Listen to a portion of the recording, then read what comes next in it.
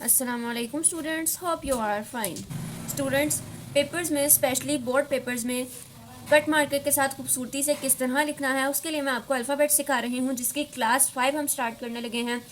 Previous classes में मैंने आपको सिखाया था कि मार्कर को किस तरह होल्ड करते हैं और कुछ बेसिक स्ट्रोक्स सिखाए थे। अगर आपने वो क्लासेस अटेंड नहीं की तो फर्स्टली उनको अटेंड कीजिए एंड देन क्लास 5 अटेंड कीजिए। इसके लिए मैं यहाँ पर कट मार्कर 605 यूज़ कर रही हूँ टेम्पो का। आप किसी भी कंपनी का यूज़ कर सकते हैं जो आपके एरिया में इजीली अवेलेबल हो। मैं ब्लैक कलर यूज़ करने लगी हूँ, आप भी ब्लैक कलर यूज़ कर सकते हैं, पेपर्स में भी कर सकते हैं, लेकिन इसके लिए पहले आपको अश्योरिटी चाहिए कि आपके जो बोर्ड है उसमें ब्लैक कलर अलाउ है या नहीं। मेरा जो बोर्ड है वो लाहौर बोर्ड है, उसमें ब्लैक कलर अलाउ है, इसलिए मैं वो यूज़ कर सकती हूँ। तो विदाउट टाइम वेस्ट किए हम लोग स्टार्ट करते हैं। तो हम अल्फ़ाबेट एल से स्टार्ट करते हैं, जो कुछ यू लिखा जाएगा।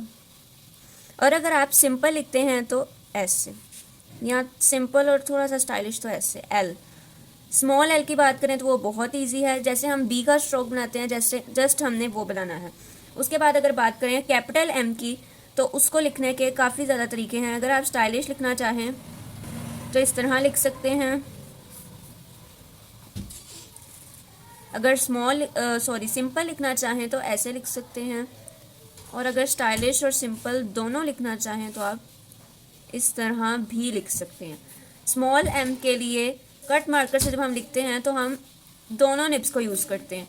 जब मैंने आपको क्लास 1 में बेसिक स्ट्रोक्स बताए थे तो मैंने आपको बताया था इस स्ट्रोक की आपने प्रैक्टिस ज़रूर करनी है। अगर तो आपने इस स्ट्रोक की प्रैक्टिस की होगी तो आपके लिए ये एम लिखना बहुत ईजी होगा। एक दफ़ा दोबारा लिख कर दिखाती हूँ। ऐसे ऐसे टेल बनाकर जस्ट वही वाला स्ट्रोक, अगेन वो वाला स्ट्रोक एंड देन अगेन, और लास्ट पे ये स्टाइल के लिए, खूबसूरती के लिए हम ऐसे कर देंगे। उसके बाद अगर बात करें कैपिटल एन की तो वो कुछ इस तरह से लिखा जाएगा।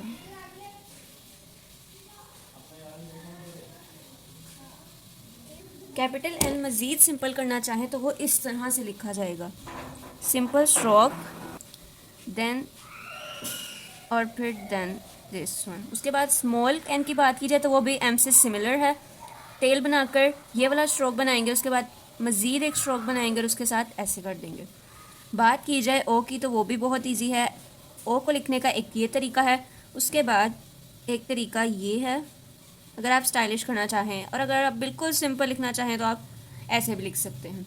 स्मॉल ओ की बात करें तो वो भी बहुत इजी है, स्मॉल से सर्कल बनाकर ऐसे।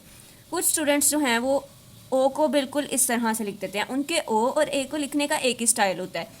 ये चीज़ आपको मिस्टेक करती है। इंग्लिश में ये बेसिक चीज़ होती हैं जिनकी वजह से हमारे नंबर कटते हैं और हम बाद में परेशान होते हैं कि हमने तो पेपर बिल्कुल ठीक किया था, पता नहीं हमारे नंबर किधर डिडक्ट हो गए। तो आपने ये मिस्टेक नहीं करनी। अपनी राइटिंग में ए और ओ में सिमिलर उनको नहीं रखना, आपने वाजिया फ़र्क बताना है, डिफरेंस दिखाना है कि ओ ये है और ए ये है। इसके लिए आप बीच में ये टेल ऐड कर सकते हैं। ओ के बाद बात की जाए पी की तो वो कुछ इस तरह से लिखा जा सकता है। अगर सिंपल पी लिखना चाहते हैं तो आप इस तरह भी लिख सकते हैं, ये स्ट्रोक बनाकर और आगे बस ये।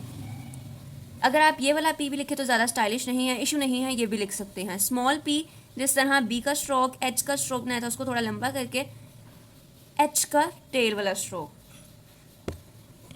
उम्मीद करती हूँ कि आप इसको इजीली प्रैक्टिस करेंगे और इजीली इससे लिखना सीख लेंगे और आपके पेपर में मार्क्स इंशाल्लाह अच्छे आएंगे, और एटलीस्ट पेपर प्रेजेंटेशन की वजह से आपके मार्क्स डिडक्ट नहीं होंगे।